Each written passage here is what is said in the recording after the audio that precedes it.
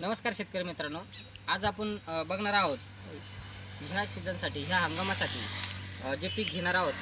उदाहरणार्थ कपाशी असेल, सोयाबीन असेल, तूर असेल, तर त्या पिकासाठी आपण बीज प्रक्रिया करणं का गरजेचे आहे. बीज प्रक्रिया करणं म्हणजे आपल्या येणाऱ्या जो खर्च असेल, जो आपल्याला काही खर्च टाळवता येतो. उदाहरणार्थ आपण कपाशीत जर बीज प्रक्रिया केली तर आपल्याला जी उगवण क्षमता असते किंवा वातावरण किंवा पावसाचं मागं पुढे जर झालं तर उगवण होत नाही. त्यासाठी आपण बीज प्रक्रिया केली पाहिजे. मग कपाशी असेल, सोयाबीन असेल किंवा तूर असेल, बीज प्रक्रिया केल्यानंतर त्यासाठी आपण ह्युमिक जेल आणि कार्बोट्युटी वापरायचं आहे. ह्युमिक जेल हे वरचं वापरायचं आहे, जेणेकरून त्याचे चांगला जबरदस्त रिझल्ट येतो आहे. तर त्यासाठी ज्यावेळेस आपण वापरणार आहोत तर ज्या दिवशी दुसऱ्या दिवशी आपल्याला पेरणी करायची असेल किंवा लागवड करायची असेल तर पहिल्या दिवशी आपण त्याला संध्याकाळी बियाण्याला 100 ग्रॅम ह्युमिक जेल आणि 50 ग्रॅम कार्बोट्युटी एका बॅगला हे करायचं आहे.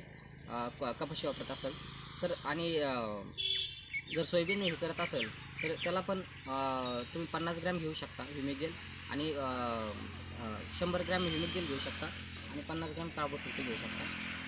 त्यासाठी आपण कमीत कमी एका बॅगसाठी तुम्ही ह्युमिक जेल जास्त झालं तरी चालतं, काही प्रॉब्लेम येत नाही. तर ज्यावेळेस आपण बीज प्रक्रिया करतो, ज्यावेळेस पीक शेतामध्ये टाकतो, आपले येणारे बुरशीमुळं काही नुकसान होण्याचं असते. कारण आपण डबल पीक घेत असतो, त्याच्यामुळे शेतामध्ये बरीचशी बुरशी झाली असते. तर ह्या पिकाची काही घट येऊ नये, बियाणं उगू नये म्हणून ही बीज प्रक्रिया करण्याची जास्त चांगलं उगवण्यासाठी ही बीज प्रक्रिया करण्याची गरज आहे. तर म्हणून शेतकऱ्यांनी सोयाबीन असेल, तूर असेल, कपाशी असेल, कॉटन असेल, कापूस असेल, यासाठी ही बीज प्रक्रिया करणं गरजेचे आहे. त्यासाठी तुम्ही ह्युमिक जेल आणि कार्बोट्युटी याची बीज प्रक्रिया कराल. आणि आपल्याला जो दुबार पेरणी किंवा जे तूट पडणार आहे आपल्या पिकामध्ये ते या बीज प्रक्रिया केल्यानंतर कमी होऊन जाईल आणि आपला जो खर्च आहे तो वाढणार नाही. म्हणून कोणतेही तुम्ही पीक घेत असाल तर ही बीज प्रक्रिया करणं गरजेची आहे. शेतकऱ्यांनी याचा अवलंब करावा.